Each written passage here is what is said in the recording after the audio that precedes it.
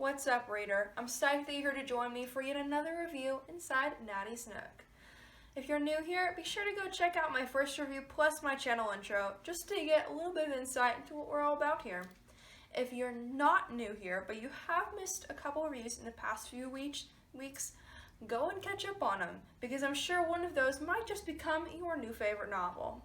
If you're not new here, you've watched all my reviews, you've liked all of them 100 times, you told everybody that you know, including your angry boss, about my channel, and you've subscribed at least 20 times. Okay, now I'm stalling. Sit back, relax, and enjoy the next look inside Natty's Nook.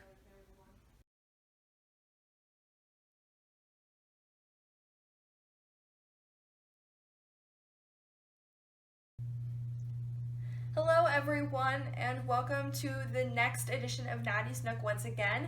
I do want to start off by apologizing that last week's review was not on time. I know that this month was supposed to be out on the third Sunday, which was last Sunday at 5 p.m. and I just want to give you my full and completely genuine apologies for not getting this out on time. It will never happen again for as long as I put out these reviews.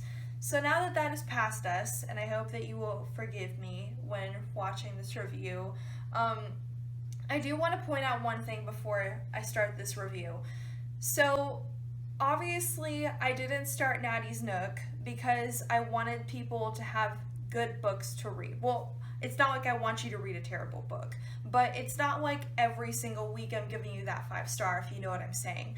So I know for the past couple of weeks I haven't really reached that 5-star, that constant 5-star rating. I haven't given you a couple really amazing books to choose from.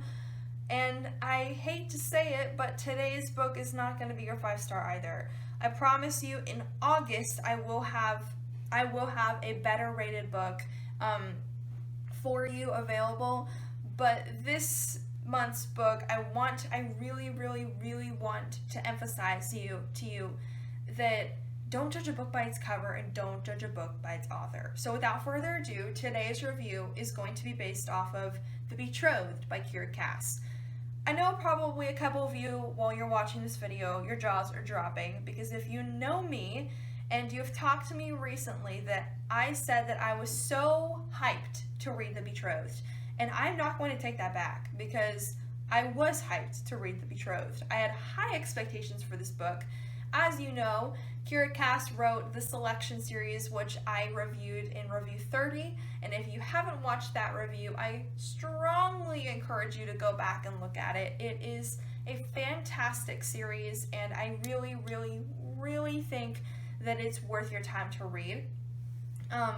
And I'm here reviewing this book as to show a little bit of a contrast in some different types of work that the same author can put out. So a couple quick overview points before I kind of dive deeper into the nitty-gritty stuff of this review. It has a 2.98 star rating on Goodreads, and okay, that's kind of my only point, my only overview, but that should say a lot if you know what I'm saying. They say a picture means 1,000 words. Well, that review kind of tells you everything you need to know. If this author wrote a 5-star book and this only got a 2.98, there's this book's probably not that good. So, and all those people that think this book is kind of sketchy and might not be your read, go with your gut, because although I'm happy that I did read this book so I can share it with you, at the same time, I really wish I hadn't. So, to give you a quick description, this book is based off of a person named Hollis Bright. Hollis is this girl that has lived in Crescent Castle for all of her life. Oh, and to give you a quick genre breakdown, it's around a fantasy, dystopian, romance, not really realistic, and I bring that up later on. It's like a fantasy romance, like The Selection is, and it's obviously royalty. And I might even throw a little bit of dystopian in there too. So, basically Hollis is, she's lived in Crescent Castle for ages, and the ruler of Crescent Castle is this guy named King Jameson. So he is this really puffed up, prideful guy, prideful guy. Sorry, that was not very clear. He's just like this really uptight person that's like trying to lift himself up, but like not necessarily trying to bring others down. He's like in that middle ground where he's just like trying to lift himself up. And he's just kind of like an all around like stuffy person. And I promise you this isn't a spoiler, like it's kind of in his character trait once you kind of get the idea of where this book is going. So King Jameson falls for Hollis, long story short, and he asks her to marry him. And obviously, a king asking not like a commoner, but like the middle ground between a commoner and royalty, like he's asking Hollis to marry him, and obviously marrying King Jameson is not just this little deal with this like elopement. So he's obviously asking her to become queen. So Hollis is thrilled. She's like, yes, I get to marry a king. I get to be queen. And this guy is to die for. And like, obviously, like anytime like a guy that you really love asks you to marry you, and teens, I really like, of course I don't expect you to know how this feels, but any adults that are watching this, when a guy asks you to marry you, or vice versa in today's world, you're probably psyched if that person is really into you and you're really into them. Like, you can imagine the same thing happening here. She's so happy, over the moon. And then things kind of start going downhill because Hollis realizes after lavish gifts, being told to shut up basically in like a bunch of town hall meetings and like important royalty visits or whatever, and like really stuffy meals. Like she finds herself in a place where she's like, maybe this isn't all that it's cut out to be. And that's where we start to pick up on the actual plot, because this isn't a Hallmark movie with a happy ending. This is more like a novel that's a fantasy romance royalty novel. So Hollis decides, okay, maybe this isn't for me. So that moment that doubt clicks into mind, conveniently, another person from another province, another land that happens to rival Hollis's own land, has the power to see into her heart. And like, he knows kind of like what she's thinking. He kind of knows what she wants, and he is a genuine person. His name is Silas, and there starts to be a romance to develop between Hollis and Silas. So, obviously, you can kind of see that there's a love triangle forming, and if you already guessed that from the very beginning, I applaud you because you picked up the theme from the selection, because the selection was America at the top, and then Maxon and Aspen on the basis of the triangle.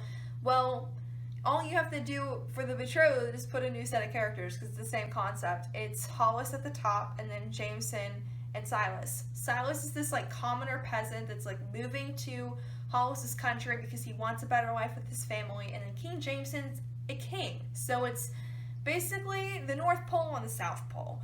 So it's basically this whole love triangle, and it's really interesting. I'm not gonna like say it's a terrible plot, because I mean, maybe it's just not my cup of tea, but it's this plot line that has a different twist to it, and it's based off this main love triangle that Jameson and Silas both want Hollis, and Hollis has to decide which guy she wants. Okay, so if you have the thought in your mind, this is a boring book, then you are absolutely right, because my 3 points, my 3 personal points to get you to not read this novel are: 1, ironically, this book is boring and predictable. Everything you think is going to happen happens. If you've read a lot of fantasy romance royalty novels and you really, really like kind of investigate what the blurb says about the book and what the back of the book cover says about the book, you can kind of make an inference on what's going to happen. So it's very predictable. I did not like that. 2, it's surface level. Nothing that they say in here is like at all deep. Like, it doesn't go below like 2 feet under the water, if you know what I mean. So like, any issue that they discuss, they don't go farther than like 3 pages, and then they're back to like the mediocre line that they've sewn here. So I did not like the fact that it was surface level and had no depth to it. And then the third thing is it's unrealistic. Now you're probably asking me, you're probably yelling at your video camera right now. Maybe you're not. Hopefully you're not. But you're probably yelling at me saying, oh my gosh, this is a fantasy, romance, dystopian, royalty, whatever novel, and you're telling me it's not realistic. Well, how is it supposed to be realistic?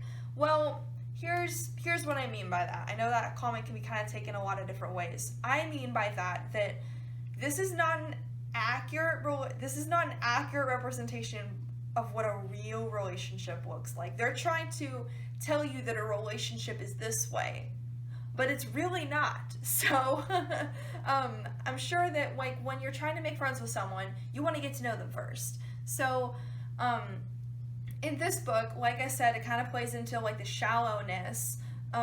It's so shallow that you don't really spend a lot of time getting to know each of the characters enough to like have to like wonder what's going on. And you probably noticed that I didn't pose a question to you about what to look for in this book, because there really is no question. It's basically about a love triangle and a bunch of stuff that goes on outside of it. It's boring, unrealistic, and surface level. See? Three words that sum up this book. So therefore, I give it a 1-star rating. If I could give it 0 stars, I would, in a heartbeat.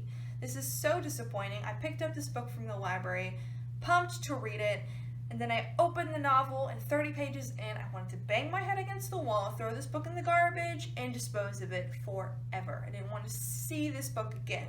So I really encourage you, if you're thinking at all about reading this book, just keep in mind that it's not going to be as good as the selection, and it's like at all, it's not even going to be as close to the selection. And just keep in mind that you might not like it, because I thought I would like it and I hated it. So just keep in mind that this book is not your typical Kira Cass novel. So I do encourage you to go back and check out her other work, and kind of check out the Selection series if you haven't read that already. Please, please, please give that book a try. It's not for everybody, I know. It's a sappy romance, but also royalty, but it's quality. Like if you're into a romance type of a thing, that's so quality, and it's so appropriate, and it's really a diamond in the rough if you ask me. So I'll leave you with this. If you're thinking about reading this novel, just like I said, keep in mind that it might disappoint you, and from the bottom of my heart, please, please, please consider to yourself that it really isn't worth it.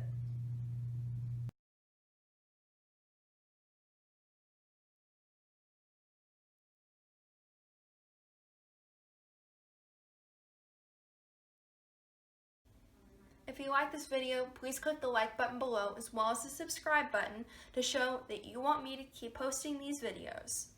If you're interested in recommending a book, and I say this to anybody who might be on the fence or might not even want to recommend a book, I'm sure you've got a favorite.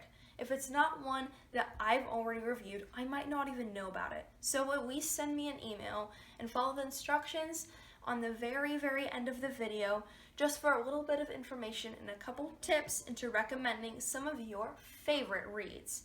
Even if it might not be featured on the channel, at least suggest a book so that maybe later in time it could be featured. Maybe just not now. As well as doing that, please share my videos. I know that there are a couple lonely bookworms out there that aren't watching these videos, that just want another really good novel, and I don't want to leave them unturned.